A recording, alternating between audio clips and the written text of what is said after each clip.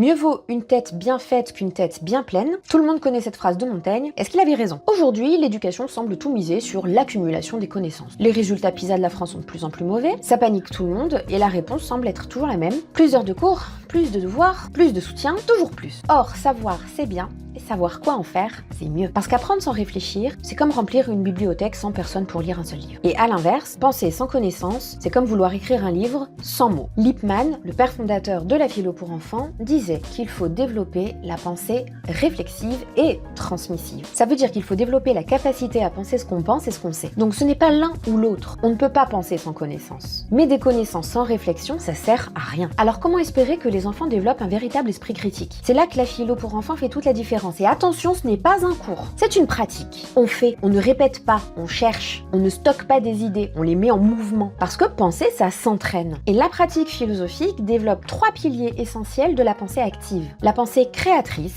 qui est la capacité à imaginer de nouvelles idées, à innover. La pensée divergente, qui est l'art d'explorer plusieurs solutions à un même problème. Et la pensée réflexive, pour prendre du recul, analyser ses idées, ajuster sa pensée au lieu de répéter des choses toutes faites. Au lieu d'avoir des entrepôts de savoir à l'abandon, on transforme tout ça en fabrique à idées. Si tu veux découvrir comment animer ces ateliers philo, même si t'as pas de bagage philosophique, comment t'intéresser et je t'envoie mon cours gratuit.